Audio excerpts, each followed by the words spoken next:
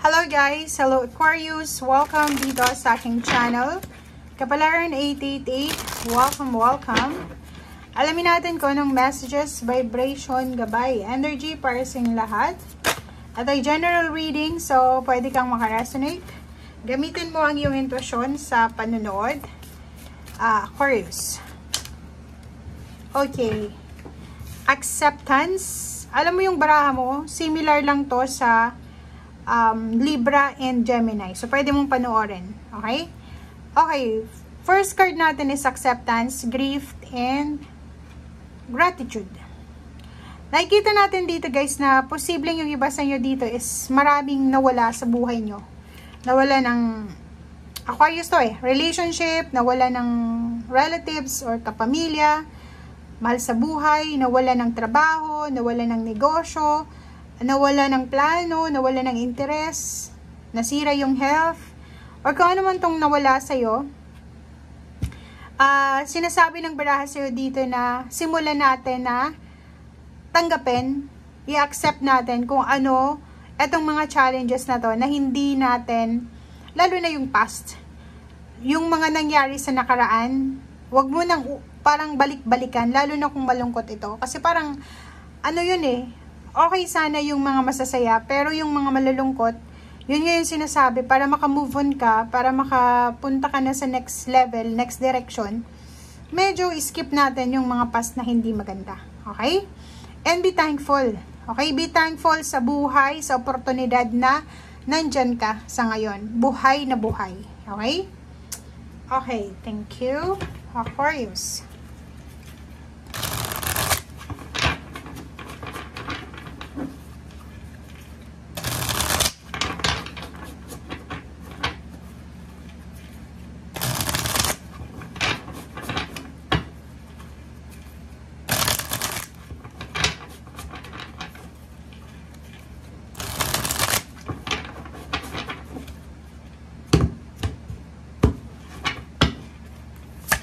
Aquarius, first card natin is Five of Fire and Awakening. So yun, ang linggong ito ay maganda kasi posibleng parang magigising ka ngayon.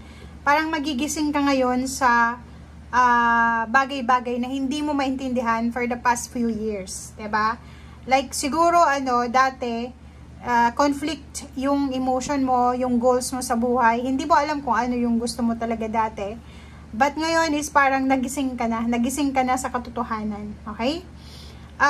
Nakikita natin dito, if ever man na naulit-ulit, like dati, nakakuha ka ng kaaway, kakompetensya, or pwedeng may mga conflicting events, like yung mga pinapangarap po, hindi natuloy, di ba?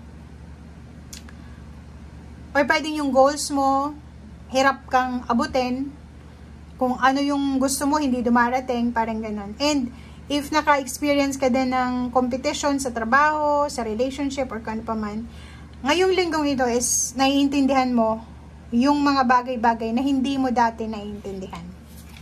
Okay, Eight of Air. Sinasabi ng Barasir dito na, kailangan mo daw na tanggapin, yun nga, acceptance, na minsan, hindi natin hawak yung sitwasyon. Minsan, hindi natin hawak yung pagkakataon. Okay? Kailangan natin na tanggapin na minsan talo tayo. Minsan panalo, minsan talo, minsan nasa taas, minsan nasa baba. Okay? Dito sa The World card na to, sinasabi sa'yo ni Archangel Michael na kailangan mo ng contentment and gratitude. Para daw makuha mo yung enlightenment o yung overall clarity sa buhay mo, simulan nating maging kontento sa kung ano yung meron tayo. Maging thankful tayo sa kung ano yung meron tayo. Huwag nating hanapin yung wala sa atin. Huwag nating ipupush yung mga bagay-bagay na alam natin na unrealistic. Mga illusion to diba? Illusion of being trapped. Like, yung iba sa atin, pinipili talaga natin If relationship ayaw na sa atin, wag na natin pilitin. Trabaho, goals, feeling mo yung goals mo 20 years ago, hindi pa rin nangyayari sa ngayon. Baka it's time na para mag-move forward ka and baguhin mo na yung goals mo. Diba? Trabaho, ganun din. Relationship.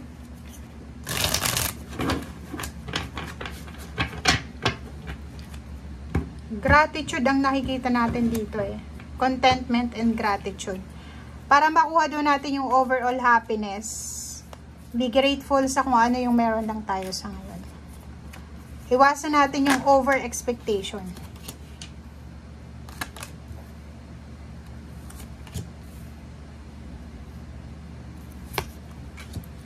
Okay, last 4 cards na tayo.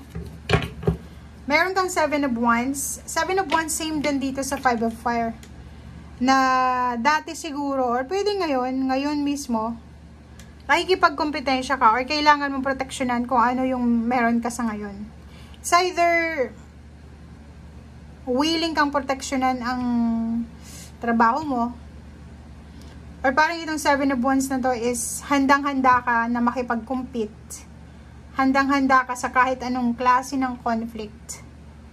Or handang-handa ka sa kung ano man na battles na posibleng pumasok sa buhay mo. May the tower dito. Siguro yun na nga, yung past mo is parang the tower siya. Pwedeng bumagsak yung foundation mo, yung pangarap mo, nawalan ka ng interest, nawalan ka ng motivation, ng inspiration, but magically, sa linggong ito, sinasabi ng barahan na ang dalawang barahang to is a motivation to para sa'yo. Diba? Minomotivate ka ng Magician and Wheel of Fortune na walang permanente dito sa mundo. Yung paghihirap mo, hindi yan permanente. If successful ka ngayon, hindi din yan permanente. Okay? If feeling mo, nagsiself-pity ka, or parang feeling mo, iniisip mo weak ka, or wala kang strength, or hindi ka malakas, hindi ka magaling, sinasabi sa'yo dito ng Magician, nagkakamali ka doon. Okay? Once na appreciate mo na kung ano yung strength mo, unti-unti nang magbabago yung takbo ng buhay mo. Okay? So, unang-una daw, make sure na alam natin kung ano yung kakayahan natin. And kung alam mo yung kaya mo, wag din masyadong overconfident. Wag din masyadong over-expectation, pero wag din yung panghinaan ka ng loob. Dapat doon ka lang sa balanse.